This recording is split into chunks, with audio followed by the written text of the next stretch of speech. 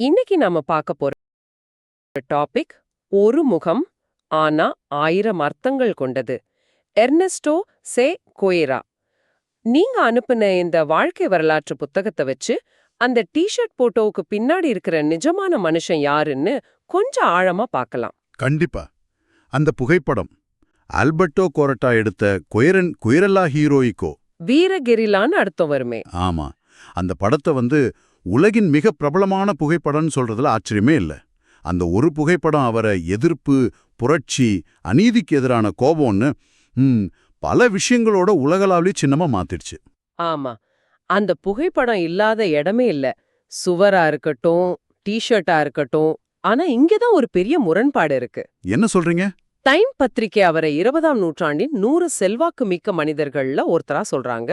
அதே நேரத்துல இன்னொரு தரப்பு அவரை ஒரு கொடூரமானவரா பாக்குது. ஆமா. எப்படி ஒருத்தர் ஒரே நேரத்துல லட்சக்கணக்கான மக்களுக்கு ஹீரோவாகவும் இன்னும் பலருக்கு வில்லனாகவும் இருக்க முடியும்? இந்த 2 அடையாளங்களும் எப்படி ஒரே மனுஷனுக்கு வந்ததுன்னு புரிஞ்சுக்கத்தான் இந்த அலசல். நீங்க கேட்டதுதான் அவரோட மரபோட மையப்புள்ளி. ஒரு பக்கம் பார்த்தா அவர் ஒடுக்கப்பட்ட மக்களோட விடுதலைக்காக தன்னோட வசதியான வாழ்க்கைய தன்னோட உயிரே கொடுத்த ஒரு தியாகி. லத்தீன் அமெரிக்கா முதல் ஆப்பிரிக்கா வர ஏகாதிபத்தியத்துக்கு எதிரா போராடுறவங்களுக்கு அவர் ஒரு உத்வேகம். தன் கொள்கைகளுக்காக வாழ்ந்து அதுக்காகவே மரித்த ஒரு உண்மையான புரட்சியாளர்னு அவரை பாக்குறாங்க. ஆனா மறுபக்கம் அவரால உருவாக்கப்பட்ட கியூபா சோசியலிஸ்ட் ஆட்சியில இருந்து தப்பிச்சு அமெரிக்காக்கு போனவங்க. ஆமா, அந்த கியூபா அமெரிக்க சமூகம். அவங்கள பொறுத்தவரை ஒரு சர்வாதிகார ஆட்சியின் முகம். லாக்கபானா கோட்டையில நூற்றுக்கணக்கான பேரை விசாரணை இல்லாம சுட்டுக்கொள்ள உத்தரவிட்டவர். சரிதான். அவங்க சொத்துக்களையும் உரிமைகளையும் பறித்த ஒரு அரசோட சின்னம். அதனால அந்த வெறுப்பு ரொம்ப ஆழமானது, தனிப்பட்டது. நீங்க சொல்றது முற்றிலும் சரி. இந்த 2 பார்வைகளும் அவங்கவுங்க பார்வையில உண்மைதான். ஒரு தரப்புக்கு விடுதலையா தெரிஞ்சது, இன்னொரு தரப்புக்கு அவங்க வாழ்க்கையை அழிச்ச ஒரு நிகழ்வு. அப்போ சேக்குவேராவை புரிஞ்சுக்கணும்னா இந்த 2 உண்மைகளையும் நாம ஏத்துக்கிட்டு தான் ஆகணும். அவர் ஒரு புனிதரும் அல்ல, ஒரு முழுமையான சாத்தானும் அல்ல. அவர் ஒரு சிக்கலான வரலாற்று நபர். சரி, அப்போ ஒரு பக்கம் ஹீரோ, இன்னொரு பக்கம் வில்லன். இந்த 2 அடையாளங்களும் எப்படி ஒரே மனுஷனுக்கு வந்ததுன்னு புரிஞ்சுக்க அவர் எப்படி ஆனாருங்கிற கதைக்குள்ள போகணும்னு நினைக்கிறேன். ஆமா. உங்க ஆதாரம் சொல்ற மாதிரி எல்லாம் அவர் கிளம்புன ஒரு பைக் பயணத்துல தான் தொடங்குது இல்லையா? ஆமா, அதுதான் அவரை முழுசா மாத்தின பயணம். அதுக்கு முன்னாடி அவர் அர்ஜென்டினால ஒரு நடுத்தர வர்க்க குடும்பத்துல பிறந்தவர். ஆஸ்துமா பிரச்சனை இருந்தாலும் விளையாட்டுகள்ல ரொம்ப ஆர்வம் கொண்டவர். ஒரு மருத்துவர் ஆகணும்னு படிச்சுக்கிட்டு இருந்த ஒரு சாதாரண இளைஞர். அதேதான். புரட்சிய பத்தியெல்லாம் பெரிய எண்ணம் இருந்ததா தெரியல ஆரம்பத்துல. அப்போ அந்த பயணம் அப்படி என்னதான் பண்ணுச்சு? வெறும் ஒரு கண்டத்தை சுத்தி பாக்குறது ஒரு மனுஷனை துப்பாக்கி ஏந்தும் அளவுக்கு எப்படி மாத்தும்? அது வெறும் சுற்றி பார்க்கிற பயணம் இல்ல. அது ஒரு கண் திறப்பு. அவரும் அவரோட நண்பர் ஆல்பர்டோ கிரனாடோவும் லத்தீன் அமெரிக்கா முழுவதும் மோட்டார் சைக்கிள்ல பயணம் செய்யும்போது அவங்க புத்தகங்கள்ல படிச்ச லத்தீன் அமெரிக்காவை பார்க்கல, நிஜத்தை பார்த்தாங்க. ஆமா, அவங்க பார்த்தத நிஜத்தை. அந்த நிஜம் ரொம்பவே கொடூரமா இருந்துச்சு. நான் இந்த புத்தகத்துல நீங்க குறிச்ச ஒரு டேட்டாவை பாக்குறேன். அந்த நேரத்துல லத்தீன் அமெரிக்கால பணக்காரர்களுக்கும் ஏழைகளுக்கும் உள்ள வருமான வித்தியாசம் 19 மடங்கு அதிகமா இருந்திருக்கு. 19 மடங்கு? ஆமா, அமெரிக்காவை விட 2 மடங்குக்கு மேல. இந்த ஒரு நம்பரே இந்த கண்டத்தோட கோவத்தை விளக்கிடுது. நிஜந்தா. அது வெறும் நம்பர் இல்ல. அந்த ஏற்றத்தாழ்வு அவர் நேரடியா பார்த்தார். சுரங்க தொழிலாளர்கள் எந்த பாதுகாப்பும் இல்லாம வேலை செய்யறத பார்த்தார். சரியான சாப்பாடு இல்லாம குழந்தைகள் இறந்து போறத பார்த்தார். இங்கதான் நீங்க அனுப்பின புத்தகத்துல ஒரு முக்கியமான சம்பவம் வருது. பெருவுல ஒரு தொழுநோய் காலனிக்கு அவர் போறார். ஓ, தி மோட்டார் சைக்கிள் டைரிஸ் படத்துல கூட இந்த காட்சி வரும்னு நினைக்கிறேன்.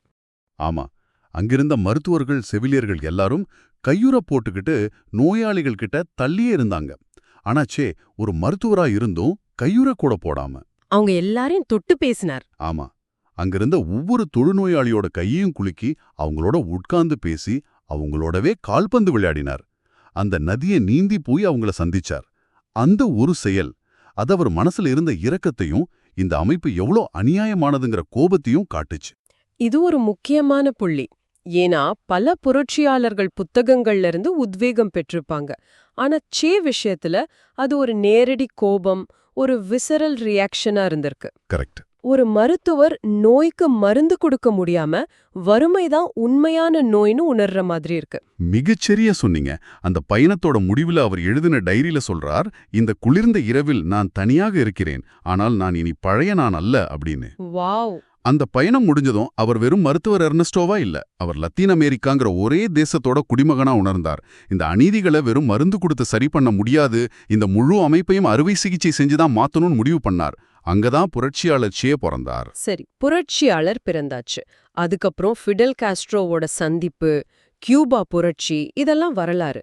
ஆனா இந்த புத்தகத்துல நீங்க குறிச்ச ஒரு விஷயம் என்ன ஆச்சரியப்படுத்தியதுன்னா, சொல்லுங்க. நாம அவரை ஒரு புரட்சியாளரா கையில துப்பாக்கியோட தான் பாக்குறோம். ஆனா அவர் கியூபாவின் தேசிய வங்கி தலைவரா இருந்திருக்கார். ஒரு கெரில்லா போராளி எப்படி ஒரு நாட்டின் பொருளாதாரத்தை நிர்வகிக்கிற அதிகாரியா மாற முடியும்? இதுதான் புரட்சியோட அடுத்த கட்டம். ஒரு ஆட்சியை கவிழ்க்கிறது ஒரு வகை சவால்னா, ஒரு புதிய ஆட்சியை உருவாக்குறது முற்றிலும் வேற ஒரு சவால். ஆமா, அது இன்னும் கஷ்டம். ஒரு மார்க்சிஸ்ட். அதனால கியூபாவோட பொருளாதாரத்தை ஒரு சோசியலிஸ்ட் பாதையில கொண்டு போகணும்னு நினைச்சார். தேசிய வங்கி தலைவராகவும் அப்புறம் தொழில்துறை அமைச்சராகவும் அவர் கியூபாவின் நிலங்களையும் தொழிற்சாலைகளையும் தேசியமாக்கினார். அமெரிக்காவோட பொருளாதார சார்பை குறைக்கணும்னு முயற்சி பண்ணார். அந்த முயற்சிகள் எல்லாம் வெற்றிகரமா இருந்துச்சா? ஏன்னா புரட்சி செய்யறதும் நிர்வாகம் செய்யறதும் ரெண்டும் வெவ்வேறு திறமைகள் இல்லையா? அதுல பல சிக்கல்கள் இருந்துச்சு. அவரோட பொருளாதார கொள்கைகள் சில நல்ல நோக்கங்களை கொண்டிருந்தாலும் நடைமுறையில பல பிரச்சனைகளை சந்திச்சது. அப்படியா? ஆமா, தொழில்மயமாக்கல் திட்டங்கள் எதிர்பார்த்த அளவுக்கு வெற்றி பெறல. இதனால கியூபா சோவியத் யூனியனை இன்னும் அதிகமா சார்ந்திருக்க வேண்டிய நிலைமை வந்துச்சு. சொல்லப்போனா ஒரு போராளியா அவருக்கு இருந்த வெற்றி ஒரு நிர்வாகியா கிடைக்கலன்னு பல விமர்சகர்கள் சொல்றாங்க. இந்த முரண்பாடு தான் சேவோட வாழ்க்கையில நாம பார்க்க வேண்டிய இன்னொரு முக்கியமான அம்சம். புரட்சியாளர், மருத்துவர், வங்கி தலைவர், அமைச்சர், இந்த பட்டியல்ல தெரு புகைப்பட கலைஞர், ஏன் கப்பல் செவிலியர்னு கூட இருக்கு. நம்பவே முடியல. ஆமா, அந்த டி-ஷர்ட்ல இருக்கிற ஒரு தீவிரமான பார்வை கொண்ட முகத்துக்கு பின்னாடி இவ்வளவு பரிமாணங்கள் இருக்கு. ஆமாம். அதனாலதான் அவரை எளிதா ஒரு வட்டத்துக்குள்ள அடக்க முடியாது. அவர் அதிகாரத்துல இருந்த கொஞ்ச காலத்துல ஒரு புதிய மனிதனை உருவாக்கணும்னு முயற்சி பண்ணார். ஒரு புதிய மனிதனா? அதாவது சுயநலமில்லாத சமூகத்துக்காக உழைக்கிற ஒரு சோஷியலிஸ்ட் மனிதனை. ஆனா மனித இயல்பா அவ்வளவு சீக்கிரம் மாத்திட முடியாது.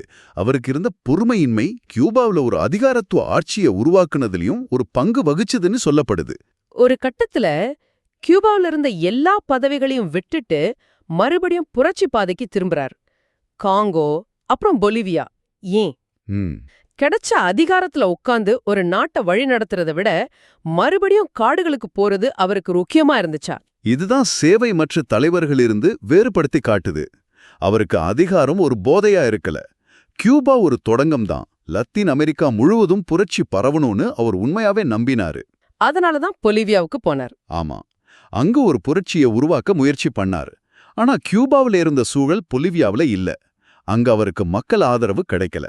கடைசியில CIA உதவியோட பொலிவியா ராணுவத்தால பிடிக்கப்பட்டு கொல்லப்பட்டார். அவரோட இறப்பு அவர் உயிரோட இருந்ததை விட பெரிய தாக்கத்தை ஏற்படுத்துச்சுன்னு சொல்லலாமா? நிச்சயம். அவர் இறந்ததுக்கு அப்புறம் தான் அந்த குயிரில்லேரோ ஹீரோயிக்கோ புகைப்படம் உலகம் முழுவதும் பரவ ஆரம்பிக்குது. அவர் ஒரு தியாகியா, ஒரு அமர வீரனா பார்க்கப்பட்டார். இங்க ஒரு சுவாரஸ்யமான முரண்பாட்டை பாருங்க. முதலாளித்துவத்தையும் நுகர்வோர் கலாச்சாரத்தையும் கடுமையா எதிர்த்த ஒருத்தரோட முகம்தான் இன்னைக்கு உலகத்துல அதிகம் விற்பனையாகிற டி-ஷர்ட்கள்ல ஒன்னா இருக்கு. ஆமா, அந்த முரண்பாடு அபத்தமானது. ஒரு கம்யூனிஸ்ட் புரட்சியாளர் முதலாளித்துவத்தோட ஒரு பிராண்ட் அம்பாசிடர் மாதிரி ஆகிட்டார். இது அவரோட கொள்கைகளுக்கு கிடைச்ச வெற்றியா இல்ல தோல்வியா? அது ஒரு சிக்கலான கேள்வி. ஒரு வலையில பார்த்தா அவரோட செய்தி நீர்த்து போயிடுச்சு. பலரும் அந்த டி-ஷர்ட்டை போடுறதுக்கு காரணம் அது ஒரு கூலான ஃபேஷன் ஸ்டேட்மெண்ட். அவரோட அரசியல் பத்தி அவங்களுக்கு எதுவும் தெரியாது. ஆனா இன்னொரு பக்கம் அந்த சின்னம் இன்னும் உயிர்ப்போடுதான் இருக்கு. மெக்சிகோல சபடிஸ்டாக்கள் எழுச்சியா இருக்கட்டும், அல்லது வெனிசுவலா, பொலிவியா போன்ற நாடுகள்ல இடதுசாரி அரசாங்கங்கள் வர்றதா இருக்கட்டும், அவங்க எல்லாரும் சேவை ஒரு உந்து சக்தியா பயன்படுத்துறாங்க. ஆமா, சே வாழ்கிறார், அதாவது சே விவேங்கிற முழக்கம் இன்னும் அரசியல் முக்கியத்துவம் வாய்ந்ததா தான் இருக்கு. அப்போ அவருடைய கதை வெறும் வரலாறு இல்ல, அது இன்னைக்கும் தொடருது. ஸ்டீவன் சோடபர்கோட திரைப்படம், அவருடைய பிறந்தநாள் நினைவு நாள்ல நடத்துற சர்வதேச மாநாடுகள்லாம் அவர் மேல இருக்கிற ஆர்வம் இன்னும் குறையலன்னு காட்டுது. சுருக்கமா சொல்லணும்னா, சே குவாரா ஒரு டி-ஷர்ட்ல இருக்கிற முகத்தை விட பன்மடங்கு பெரியவர். அவர் லத்தீன் அமெரிக்காவுல கண்ட சமூக, அரசியல், பொருளாதார அநீதிகளுக்கு ஒரு நேரடியான பதிலா வாழ்ந்த ஒரு சிக்கலான மனிதர். அவருடைய கதையை புரிஞ்சிக்க, அவர் வாழ்ந்த அந்த சூழலை புரிஞ்சிக்கிறது ரொம்ப அவசியம். இதை ஒரு பெரிய கண்ணோட்டத்துல பார்த்தா, அவருடைய வாழ்க்கை இன்னைக்கும் உலகத்துல இருக்கிற ஏற்றத்தாழ்வு, வறுமை மற்றும் அது மக்களை ஏன் தீவிரமான நடவடிக்கைகளுக்கு தூண்டுதுங்கிற சங்கடமான கேள்விகளை நம்ம முன்னாடி வைக்குது. அருமையா சொன்னீங்க. உங்களுக்காக ஒரு சிந்தனையை தூண்டும் இறுதி கேள்வி. புரட்சியாளர்கள் பத்தின ஒற்றைப்படையான எண்ணங்களை தாண்டி பார்க்க சொல்லி இந்த ஆதாரம் நமக்கு சவால் விடுது. ஆமாம். நம்முடைய சொந்த சூழ்நிலைகள் நம்முடைய உலகப் பார்வைய எப்படி வடிவமைக்குதுன்னு யோசிக்க வைக்குது. ஆக இதை பற்றி சிந்தித்து பாருங்கள். ஒருவேளை நீங்கள் சேக்வேராவின் இடத்திலிருந்து அவர் காலத்தில் லத்தீன் அமெரிக்கா முழுவதும் அந்த மோட்டார் சைக்கிளில் பயணம் செய்திருந்தால், அவர் பார்த்த வறுமையையும் அநீதியையும் உங்கள் கண்களால் நேரடியாக பார்த்திருந்தால், இந்த உலகம் பற்றியும் இதில் என்ன செய்ய வேண்டும் என்பது குறித்தும் உங்கள் பார்வை